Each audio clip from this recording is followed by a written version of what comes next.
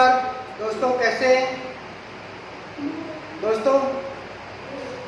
कल के वीडियो में अपन ने प्रोकैरियोटिक व यूकैरियोटिक कोशिकाओं में अंतर पढ़ा था।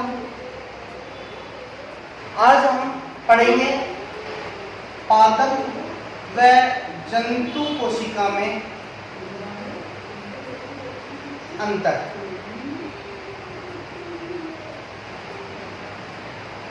जो साथी हमसे पहली बार जुड़ रहे हैं वे हमारे YouTube channel bio hood by Virendra sir को लाइक, शेयर एवं सब्सक्राइब अवश्य करें। चलिए आरंभ करते हैं। आज का टॉपिक पादप व जंतु कोशिका में अंतर। देखिए, एक तरफ मैं ले रहा हूँ जंतु कोशिका, एक तरफ ले रहा हूँ पादप कोशिका। पादप और जंतु कोशिका में क्या क्या अंतर होते हैं वो यहाँ पे अपन देखते हैं। पहला अंतर देखिए, जंतु कोशिका में कोशिका भित्ति है, कोशिका भित्ति वो अनुपस्थित होती है, अनुपस्थित होती है। जंतु कोशिकाओं में कोशिका भित्ति नहीं पाई जाती और पादप कोशिकाओं में कोशिका भित्ति उपस्थित होती है। पहला अंतर क्या हो गया कोशिका भित्ति का, कि भाई कोशिका भित्ति जंतु कोशिकाओं में नहीं पाई जाती, पादप कोशिकाओं में कोशिका भित्ति पाई जाती है। दूसरा, जंतु कोशिका का जो आकार होता है वो स्थिर नहीं होता, स्थिर नहीं होता, यानी कोशिका भित्ति नहीं पाए जाने के कारण आकार है इसका बदल जाता है, और इसका पादप कोशिका के चारों ओर कोशिका भित्ति उपस्थित होने के कारण आकार है वो स्थिर होता है, स्थिर आकार होता है।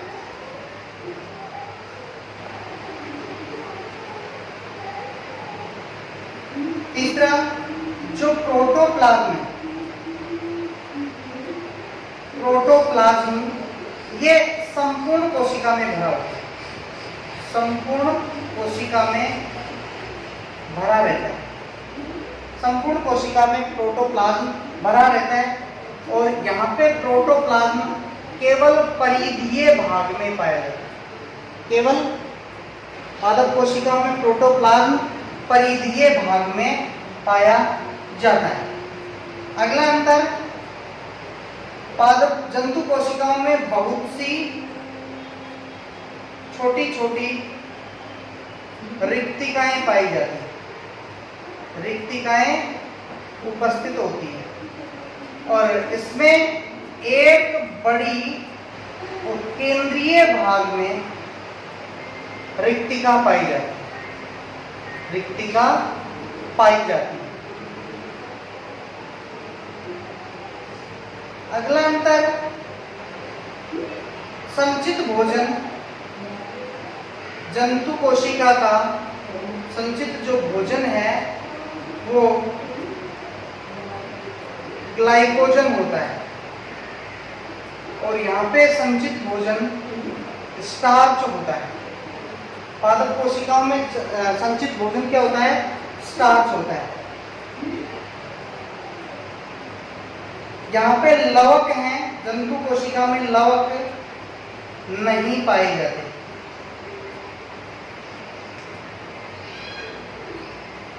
और यहाँ पे लवक हैं जैसे हरित लवक वगैरह पाए जाते हैं।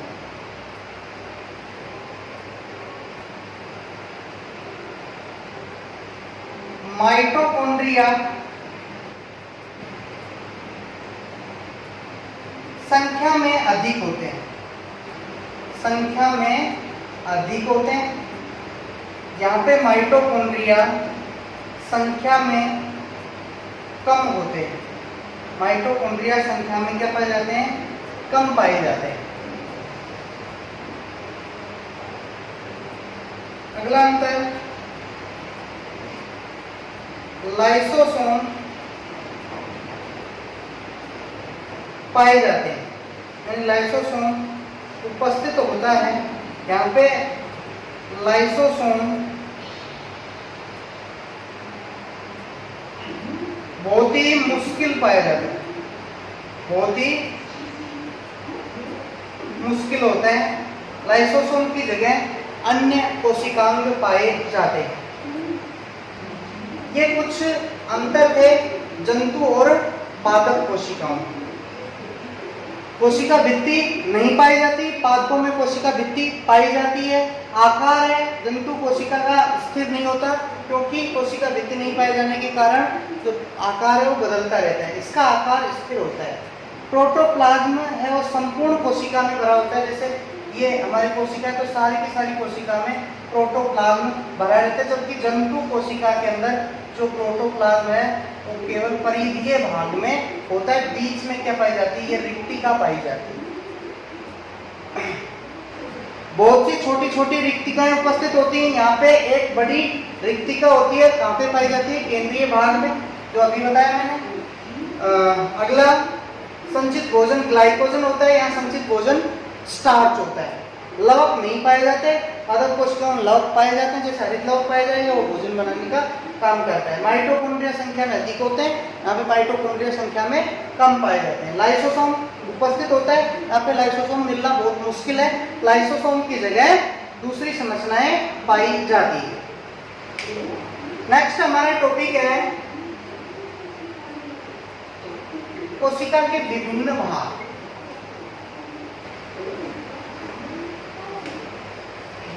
कोशिका के विभिन्न भाग। कोशिका के विभिन्न भाग कौन कौन से भाग हैं? कोशिका को मुख्यतः 3 भागों में बांटा जाता है। एक तो कोशिका झिल्ली,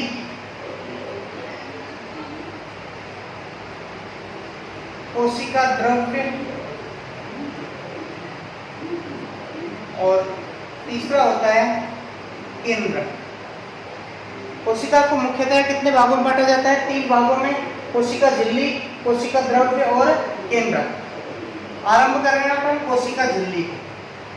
कोशिका झिल्ली, हाँ भाई, कोशिका झिल्ली एक जैविक पतली प्रत्यास्थ चयनित पारगम्य होती है। कोशिका झिल्ली कैसी होती है? जैविक पतली प्रत्यास्थ अर्ध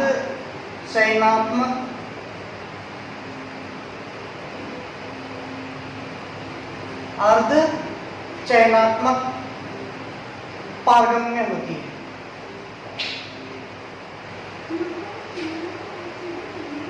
कोशिका झिल्ली कैसी होती है? जैविक होती है, बहुत पतली होती है, प्रत्यास्थ यानी लचीली होती है और अर्ध पारगम्य। अर्ध पारगम्य का मतलब इसमें विलेय और विलायक में से जो विलायक है, विलेय पदार्थ है, वो आ जा सकता है और विलायक है वो भी आ जा सकता है, लेकिन चयन करके, उसका चयन करके, यानी विलायक और विलेय आ जा तो सकते हैं लेकिन चयन के आधार पे कि कौन सा पदार्थ अंदर जाएगा कौन सा नहीं जाएगा। जैसे ये कोशिका झिल्ली है तो यहाँ पे जैसे विलायक और विलेय सॉल्यूशन जो भी है आएगा, इसमें से चयन करके चयनित पदार्थ को ही ये अंदर आने जाने देती है, अन्यथा और किसी को नहीं आने जाने देती।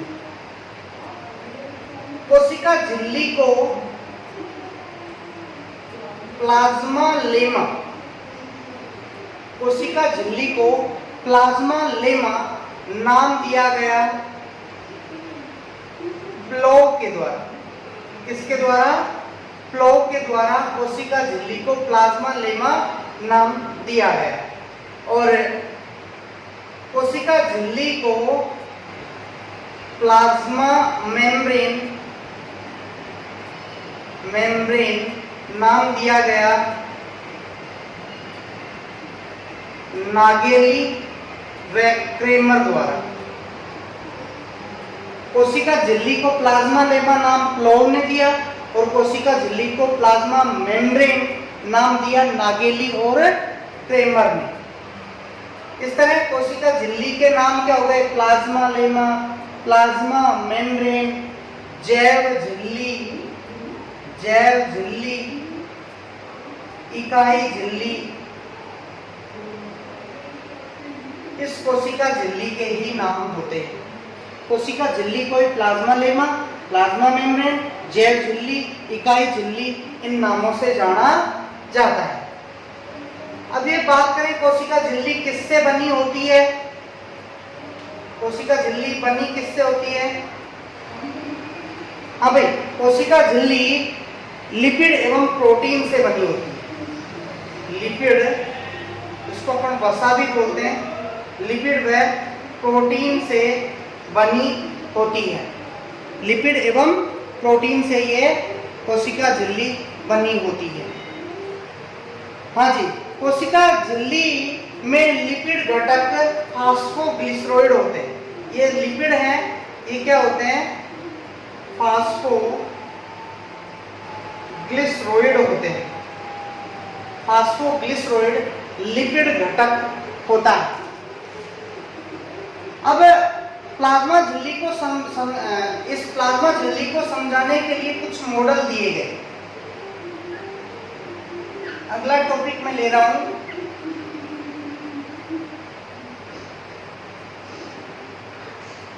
प्लाज्मा झिल्ली को समझाने वाले मॉडल। हाँ भाई, प्लाज्मा झिल्ली को समझाने वाले जो मॉडल है उनमें से पहला हम मॉडल लेते हैं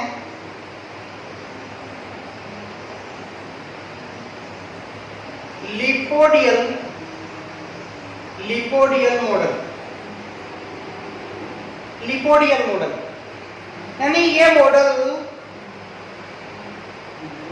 ओवरटोन,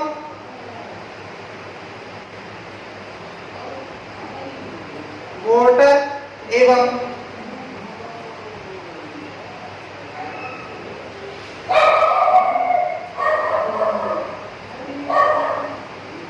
ग्रेंडेल द्वारा प्रतिपादित किया।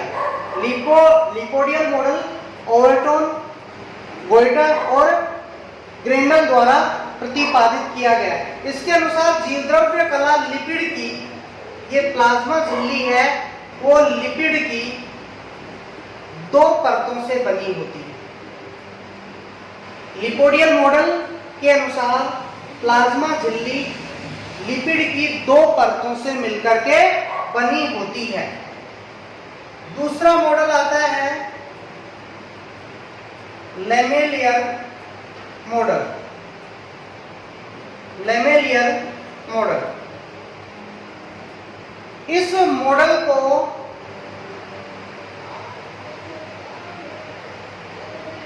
डेनेली व डॉसन द्वारा प्रतिपादित किया गया। डेनेली व डॉसन द्वारा प्रतिपादित किया गया। इस मॉडल के अनुसार प्लाज्मा झिल्ली में प्रोटीन की उपस्थिति को निश्चित माना गया। इसके अनुसार जीवद्रव्य कला 4 स्तरों से बनी होती है, जिसमें मतलब 4 परतों से बनी हुई है। यहाँ पे लिपिड की 2 परतों से माना था, यहाँ पे लैमेलियर मॉडल के अनुसार जो ये प्लाज्मा झिल्ली 4 परतों से मिलकर बनी होती है। पहले प्रोटीन, फिर लिपिड, फिर तीसरी लिपिड और चौथी प्रोटीन, यानी PLLP। इस तरह से 4 परतें हो गई। जैसे ये 4 परतों से मिलके बन गई, ये प्रोटीन की, फिर लिपिड की, ये प्रोटीन की, फिर प्रोटीन, लिपिड, लिपिड और प्रोटीन। इस तरह से यानी बाहरी भाग में लिपिड की परतें पाई जाती हैं और मध्य भाग में बाहरी भाग में 2 प्रोटीन की परतें और मध्य भाग में 2 लिपिड की परतें होती हैं। हाँ भाई, तीसरा आता है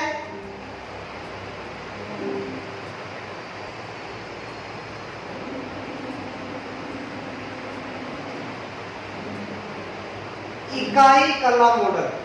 इकाई कला मॉडल, हाँ जी, ये इकाई कला मॉडल रॉबर्टसन द्वारा प्रतिपादित किया गया।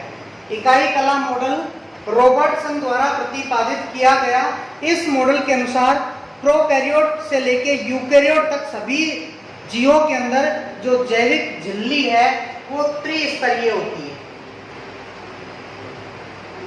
यानी प्लाज्मा झिल्ली कैसी होती है? त्रिस्तरीय होती है। यानी सभी जैविक कलाएं समान दर्शाती है। और इसको अपन ने क्या कहा? यूनिट मेम्ब्रेन या इकाई कला कहते हैं। इकाई कला की मोटाई है, इकाई कला है, इसकी जो मोटाई है वो मोटाई 75 एंगस्ट्रॉम होती है, जो 2 या अधिक परतों से बनी होती है। ये 75 एंगस्ट्रॉम है, 2 या अधिक परतों से मिलकर के बनी होती है। इकाई कला में 2 इलेक्ट्रॉन डेंस सतह पाई जाती हैं जो प्रोटीन से बनी होती हैं। 2 परतें जो प्रोटीन से बनी होती हैं उनकी मोटाई 20 एंगस्ट्रॉम होती है तथा बीच के अंदर जो प्रोटीन पाई जाती है उसकी मोटाई लगभग 30 से 35 लिपिड की जो परत है उसकी मोटाई लगभग 30 से 35 एंगस्ट्रॉम होती है।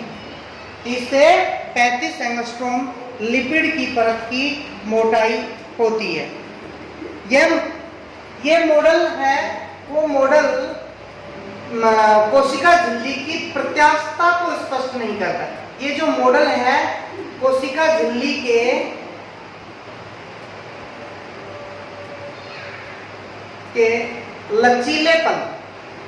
लचीलेपन को स्पष्ट नहीं करता। इकाई कला मॉडल है वो रॉबर्टसन द्वारा दिया गया। उन्होंने 3 स्तर बताए, 2 प्रोटीन की परत और 1 लिपिड की परत।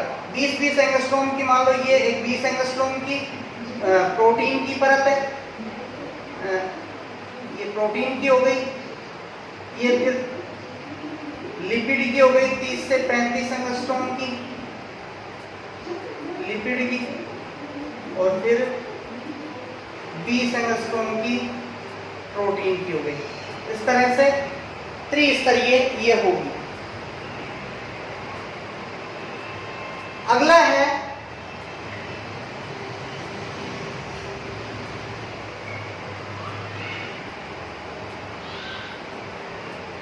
चौथा, तरल मोज़ेक मॉडल।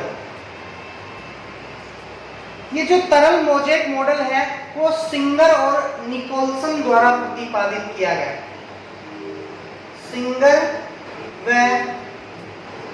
निकोलसन द्वारा प्रतिपादित किया गया। यह जो प्लाज्मा झिल्ली की संरचना हेतु ये सर्वमान्य मॉडल है, सर्वमान्य मॉडल है। प्लाज्मा झिल्ली की संरचना को समझाने वाला ये सर्वमान्य मॉडल है। इसके अनुसार कोशिका झिल्ली 7.5 नैनोमीटर मोटी होती है और किससे मिलकर बनी होती है? फास्फोलिपिड से मिलकर बनी होती है।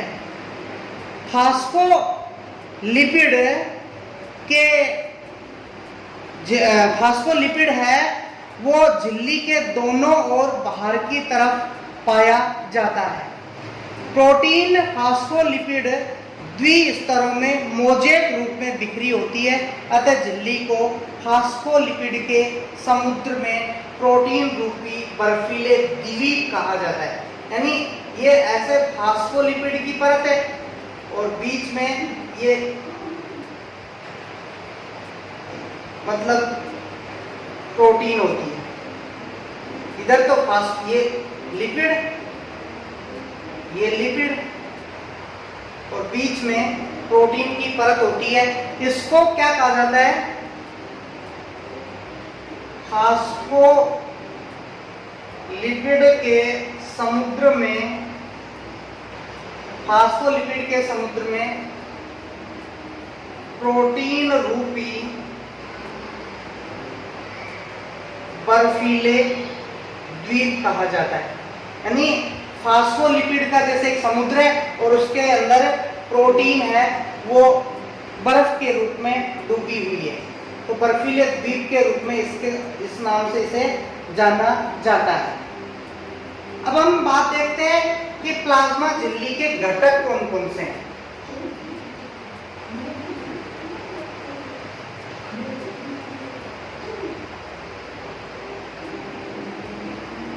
प्लाज्मा झिल्ली के घटक, प्लाज्मा झिल्ली के घटक। प्लाज्मा झिल्ली में लिपिड है, वो लगभग 40% होता है। प्लाज्मा झिल्ली के अंदर लिपिड 40% होता है। प्रोटीन है वो 58 से 59% होता है।